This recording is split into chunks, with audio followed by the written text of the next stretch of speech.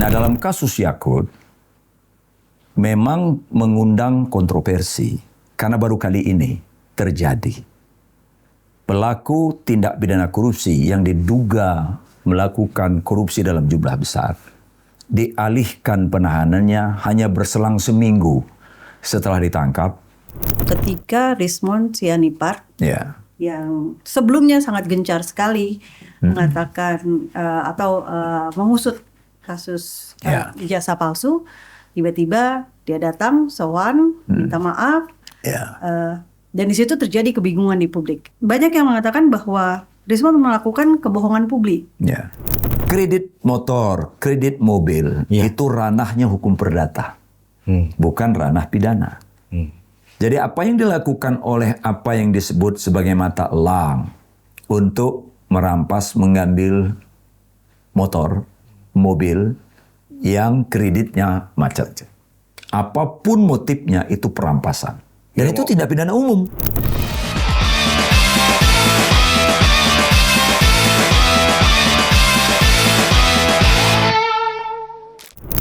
Apa kabar? Baik. Baik. Sehat? Sehat. Tetap waras. Itu yang penting. Inilah kelas malam, tempat kita bicara persoalan hukum yang mungkin kita hadapi, kita alami. Kita perlu paham sehingga kita bisa melindungi hak-hak kita. Ada banyak isu terkini yang aspek hukumnya kita perlu ketahui lebih lanjut. Ini mungkin berguna. Bisa jadi pengetahuan, bisa juga jadi alternatif penyelesaian, jadi solusi. Tonton ini sekaligus kita punya pegangan kuat, simak sampai tuntas. Baik, saudara, malam ini kita akan isi dengan diskusi, tanya jawab. Ini terkait dengan banyaknya isu-isu hukum. Lebih tepatnya kasus-kasus hukum yang terus terjadi berkelindan di negeri ini. Sepertinya tidak sepi Indonesia dari kasus-kasus masalah-masalah hukum. Baik yang dimunculkan oleh aparat penegak hukum maupun yang dilakukan oleh masyarakat pada umumnya. Ini semua layak patut untuk direspon. Barangkali ada yang mau ditanyakan?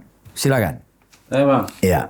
Ini KPK kan lagi ramai tuh Bang disorot gara-gara mantan Menteri Agama Gus Yakut yang udah ditahan terus jadi tahanan rumah. Ya. Tuh kan banyak yang protes Bang. Ya tahanan lain juga pengen jadi tahanan rumah kayak Gus Yakut. Itu sebenarnya boleh apa enggak sih Bang atau gimana aturannya? Iya. Penahanan itu salah satu jenis upaya paksa. Yang arti penahanan itu adalah penempatan seseorang tersangka atau terdakwa di tempat tertentu untuk kepentingan penyidikan, untuk kepentingan penuntutan, dan untuk kepentingan persidangan. Itu penahanan. Nah, penahanan itu ada 3 kategori. Penahanan rutan, orang ditempatkan di tempat tertentu, bisa di rutan KPK, rutan kepolisian, kejaksaan, atau di rutan umum tempat para narapidana diletakkan di situ. Ada tahanan rumah dan ada tahanan kota. Penyidik, penuntut umum maupun hakim punya dasar hukum untuk mengalihkan status penahanan tersangka atau terdakwa, asal syarat dan prosedurnya dipenuhi. Nah, dalam kasus Yakult memang mengundang kontroversi karena baru kali ini terjadi. Pelaku tindak pidana korupsi yang diduga melakukan korupsi dalam jumlah besar dialihkan penahanannya hanya berselang seminggu setelah ditangkap dan dimasukkan dalam rumah tahanan KPK. Seminggu kemudian muncul berita kalau Yakut mendapatkan pengalihan penahanan menjadi tahanan rumah. Tak pelak ini menimbulkan kontroversi, gugatan, bahkan kasarnya caci maki dari netizen. efeknya sejumlah tahanan di KPK, bahkan mungkin di tempat lain, mengajukan pengalihan penahanan yang sama. Alasan mereka ingin menguji KPK. Apakah KPK konsisten nggak? Berlaku adil tidak pada mereka? Nah, terkait kasus Yakut ini, mungkin saja syaratnya dipenuhi, mungkin saja. Karena keluarga atau penasihat hukum mengajukan permohonan. Alasannya bisa karena sakit, bisa karena aspek-aspek kemanusiaan. Ya. Dan itu dibahas, bicarakan untuk ditalihkan atau tidak tergantung pada lembaga yang menahan. Dalam hal ini Komisi Pemberantasan Korupsi. Secara prosedur mungkin benar. Secara syarat mungkin terpenuhi. Tetapi ini kali pertama dalam sejarah KPK mengalihkan status penahanan orang yang diduga melakukan tindak pidana korupsi menjadi penahanan rumah. Anehnya lagi, kata-kata tersebut sebagai kontroversi berikutnya, seminggu setelah diprotes, dimasukkan kembali ya ke dalam rutan. Nah, apapun, ini nasi sudah menjadi bubur. Kecurigaan, prasangka buruk terhadap KPK sudah tidak bisa lagi dipoles. Ya, daftar ketidakpercayaan menjadi bertambah. Nah, jadi itulah sebetulnya konteks penahanan dan kontroversi penahanan terhadap mantan Menteri Agama yang satu ini. Jadi penahanan itu 3 kategori, ya. Kategori penahanan yang diatur oleh KUHAP itu, 1, tahanan rutan. Ini orang ditempatkan di rumah tahanan negara. Bisa di Salemba, bisa di Cipinang, bisa di tempat penahanan di kepolisian. Karena kepolisian itu punya rumah tempat tahanan, kejaksaan maupun pengadilan. Bisa di situ. Kalau orang di tahanan rutan, nanti kalau diponis, dia perhitungkan 100%. Dipotong masa tahanan itu artinya orang ini ditahan dalam rutan. Yang kedua, ada yang disebut dengan tahanan rumah. Ini sepertiga pengurangannya. Tahanan rumah itu artinya dia ditempatkan di rumah dalam pengawasan. Kalau dia mau keluar rumah atas izin yang menahan. Dalam hal ini izin petugas Komisi Pemberantasan Korupsi. Kalau yang menahan kejaksaan, izin kejaksaan. Kalau yang menahan pengadilan, izin ketua pengadilan. Dan yang ketiga, ini yang disebut dengan tahanan kota. Tahanan kota itu orang ditahan di kota di mana dia bertempat tinggal sesuai KTP-nya. Bagaimana yang di desa? Maka kata kota ini diperluas. Karena dia tidak tinggal di kota, dia tinggal di desa, maka diasumsikan tahanan kota itu termasuk dia ditahan di desa. Nah, kalau dia tahanan kota, hitungannya 1/5 pemotongan tahanan itu. Jadi yang paling tinggi memang tahanan rutan. Orang ditempatkan di tempat tertentu dalam pengawasan. Itu terkait dengan penahanan. Baik Bang, lanjut dengan pertanyaan yang berbeda boleh ya? Silakan. Oke. Kemarin ini publik sempat dibingungkan dan agak dibikin shock ketika Rismond Sianipart yang sebelumnya sangat gencar sekali mengatakan atau mengusut kasus ijazah palsu, tiba-tiba dia datang, sowan, minta maaf, dan di situ terjadi kebingungan di publik, Bang Parman. Yang ingin saya tanyakan adalah apa yang dimaksud dengan keterangan palsu itu sendiri. Lantas yang kedua adalah banyak yang mengatakan bahwa Rismond melakukan kebohongan publik. Karena sebelumnya dia mengatakan itu palsu, lantas perubahan yang sangat drastis terjadi. Nah, apakah perubahan pernyataan itu otomatis masuk ke ranah pidana atau masih dalam batasan perbedaan pendapat? Ya, tentu saja balik kanannya Rismond bukan saja memicu kontroversi publik dalam berbagai aspek. Sehingga spekulasi, dugaan macam-macam muncul. Ada yang menduga faktor ini, faktor itu. Itu wajar saja. Karena 1 tahun ini dia begitu ekstrim pada posisi yang sangat keras dengan intonasi nada suara yang sama sekali nggak ada remnya. Dan orang mengasumsikan Rismond salah satu orang penting di dalam upaya melacak kebenaran, keaslian, otentisitas dari ijazah mantan Presiden Jokowi. Nah, tiba-tiba dia balik kanan. Dan balik kanannya itu balik kanan beneran gitu ya. Dengan seluruh rangkaian cerita. Wajar kalau publik bingung bertanya, ini ada apa? Nah, dalam sisi hukum tidak ada istilah kebohongan publik. Hukum itu hanya mengenal informasi bohong, keterangan palsu, atau sumpah palsu. Rismond punya potensi berhadapan dengan hukum pidana. Mengapa?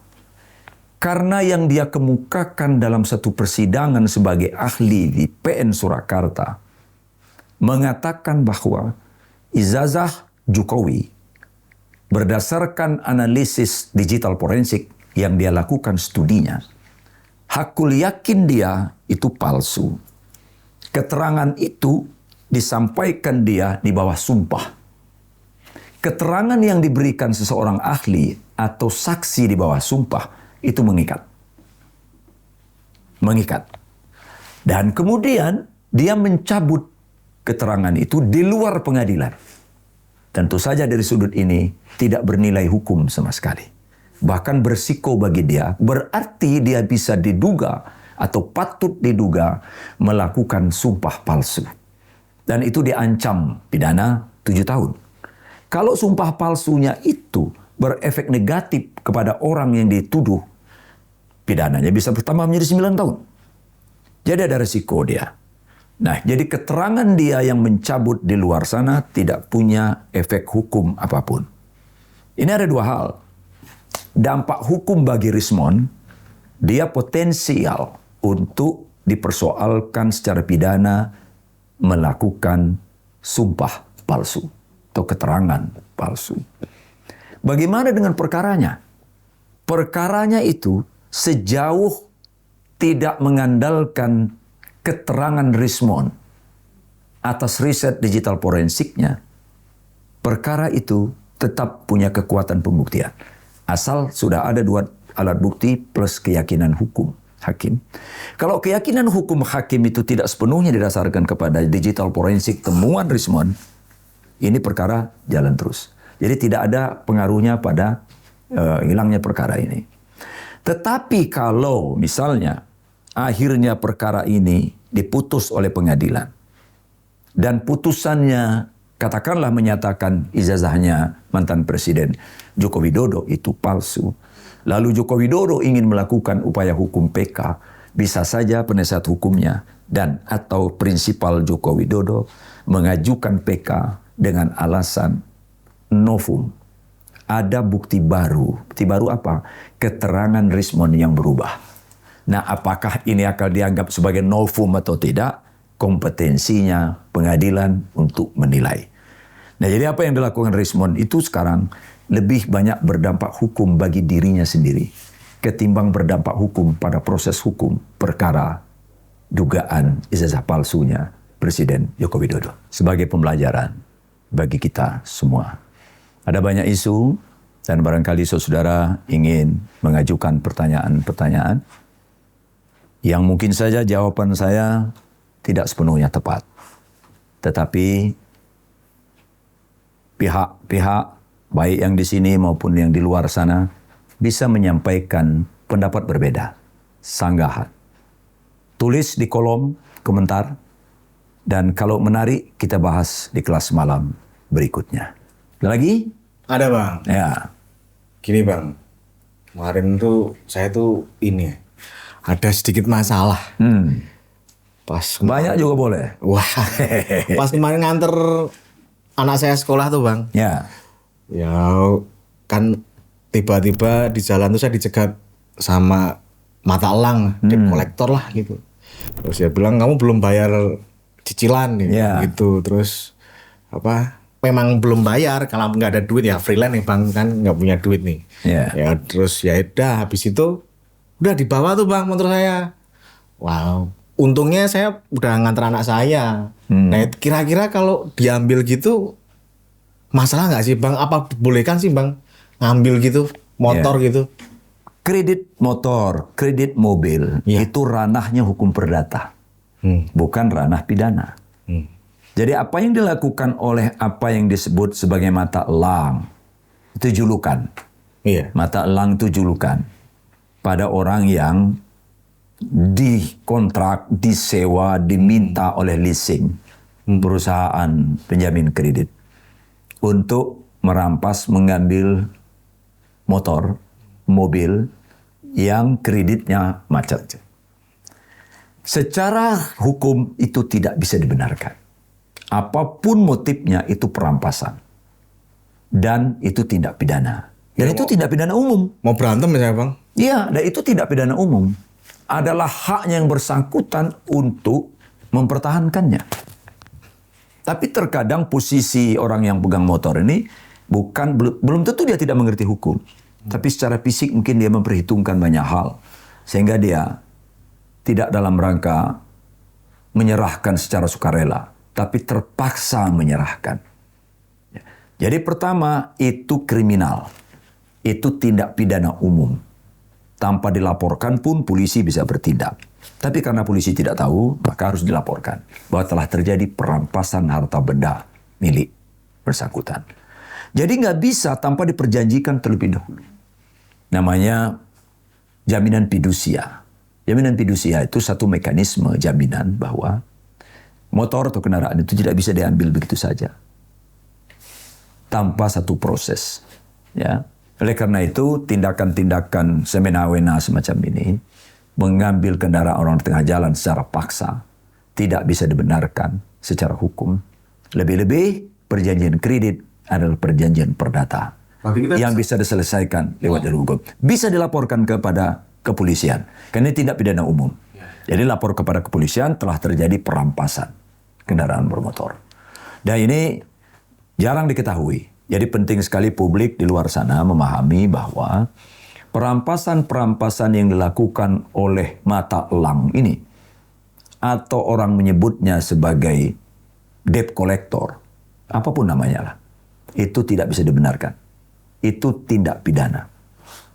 Saudara bisa melaporkan perbuatan ini kepada aparat penegak hukum kepolisian sebagai tindak pidana umum. Dan kita berharap kepolisian meresponnya.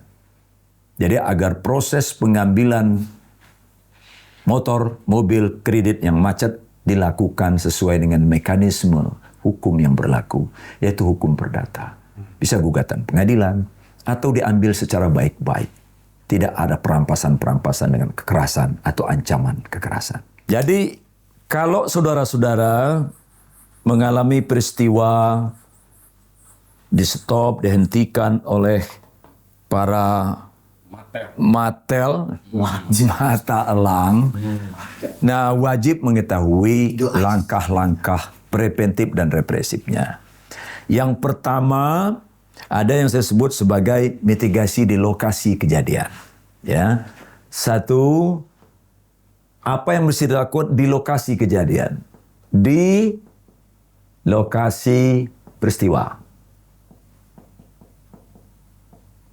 Tetap, kalau ini mobil, saudara tetap di dalam kendaraan.